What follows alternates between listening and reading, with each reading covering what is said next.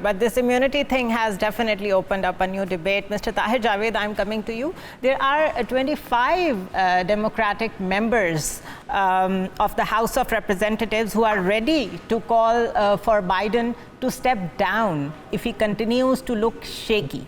And two Democratic Congress members, both in swing districts, have said they believe Biden will lose to Trump in November. Prominent news organizations, including the New York Times, have called for Biden to be replaced, as have numerous pundits. Biden has said nothing to indicate he will step down. What is going on? Well, of course, President Biden would say what he feel like it.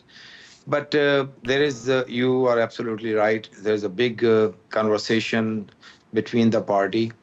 And yes, we only have seen a couple of dozen people openly saying about it, but there's so many others are in conversation behind doors.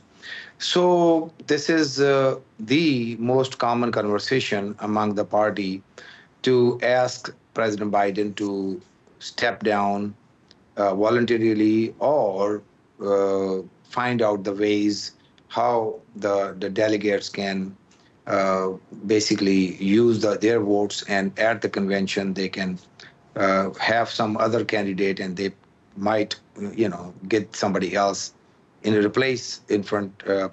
But he seems adamant to go ahead. He is. He is, and this is how everything But starts. what about donors? Because, the way the whole system works, the donors are important, and they are refusing to carry on with their donations.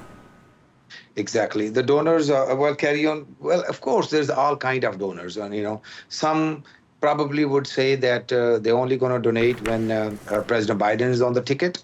But of course, people like me, I haven't spent a dollar on this election, and for last two presidential election, I was for Hillary's time, I was the top donor, top bundler in 14 different states in South, and during the President Biden's first election, I was the top bundler in Texas, and this time I haven't done anything yet. So I am one of those donors and bundlers who would like to see the change. We like to see somebody else who can take Donald Trump rightly in this election and can represent the Democrat Party.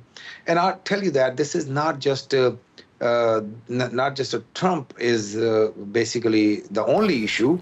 Gaza war put President Biden in a situation where a big majority of elected Democrat officials, if you realize that there was whole bunch of them were against the White House lines, and they were asking for ceasefire.